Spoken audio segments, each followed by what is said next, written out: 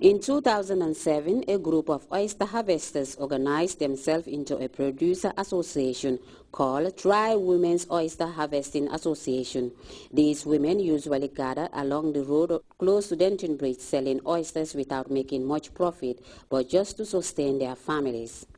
As part of the occasion, these oysters were prepared in different dishes to show how oyster is useful in making different foodstuffs.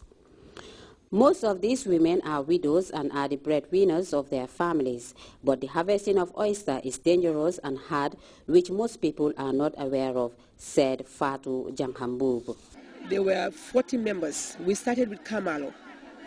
The reason why we started this was because we have seen that these women, they are working very hard, and they have been like this ever since. Every day, ever since we were all, all very young, we saw them selling oysters on the main road with a scoop tanker. They started with 6 pence, 1 shilling, and all this stuff, and they still haven't gone anywhere. So we thought we should come together. I just came on my own and tried to organize them. So that was how we were able to organize Kamalo. That was just this one on the road by the Denton Bridge. But afterward, when we had our first fundraising activity, we made some money, and then all the other women who are processing oyster in the western region, that's in the Tambi wetland area, from Wencho all the way to Lamin to Kumune, they all came around and they wanted to be members. They wanted to be helped. So that was how we all merged and become one association, and that's why we are called Tri. The name Tri came from them, because when they asked them what name did they want, it was interesting because they said they want to be called Tri. I said, what is Tri? He said, well, we are trying. And I thought that was fascinating. So I said, okay, let's have a name called Tri. So Tri means they are just trying to uplift themselves, uplift their lives in the socio-economic environment. That's all it means.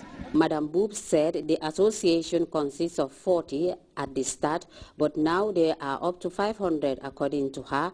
Tri Association has made tremendous strides through the support of partners like U.S. Ambassador, Spanish Bonisto, government and the other development agencies. The Tri Association now has an executive to enable them export oysters where members can benefit after the closure of the season.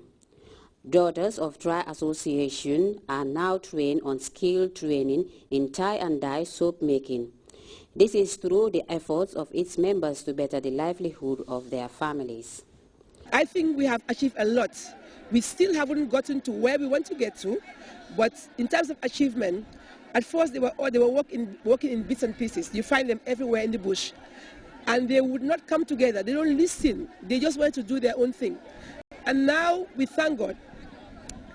When you call them for meetings, they come together. When we talk about meetings, when we talk about workshops, everybody comes together and they listen, and they're all doing what we are supposed to be doing. I think that's a great giant step in front, because they don't listen. They haven't listened to anybody before. Now they are very happy. They have seen the difference now. They have seen the activities, and everybody's interested. When I call for a meeting now, everybody comes. Everyone comes. That is an achievement.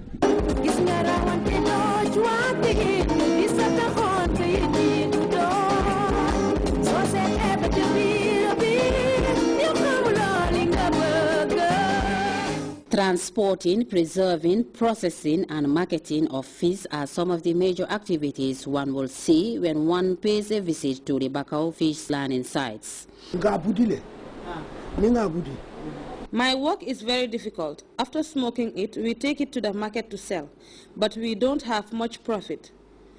But also in life, one must work hard to earn money in order to sustain your family. My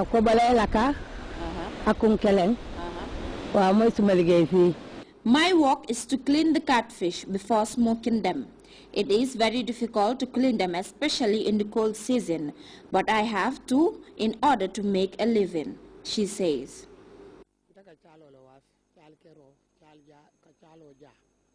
There are different types of smoked fish. They are dry fish locally called kopobulaka, kong and geja. These gejas are used in the preparation of mahal and stew. My business is working as women buy it from me and send the dry fish abroad to make money. Women who are involved in the commercial fishing operations do not come from a background of fishing families, nor do they have much experience of performing the role of fisher. There are many types of fish, but the big ones are expensive to buy, and only the hotels buy. I buy fish from the fishermen and later sell it. As the price of fish range, it also depends on the amount of fish I am able to get. Our constraints are lack of ice or storage to keep the fish from perishing. We also need a vehicle that can transport fish from Banjul to Basse.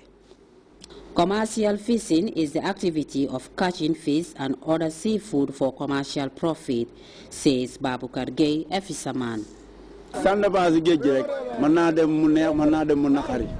My work is to get fish from the sea and sell it to retailers called the Bana at a low price, which will enable them make profit.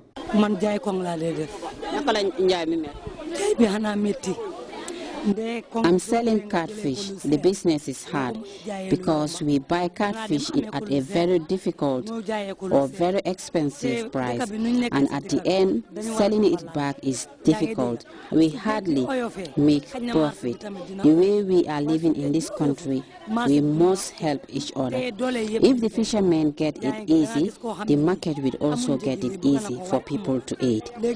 Hence, our standard of living is different. Our only hope is that we need price control.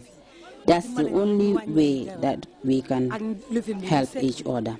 That's what we need in this market.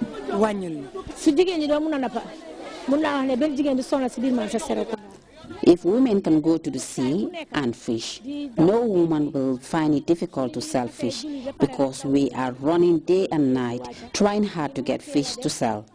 Not everyone can afford to buy meat or chicken, but if the price is expensive and it's not our fault, then how can we get it?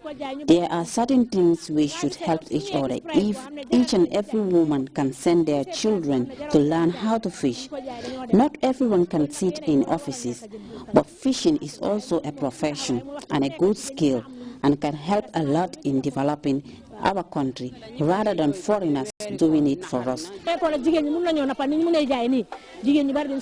Well, viewers, will now take a short music break. We'll be right back. Stay tuned.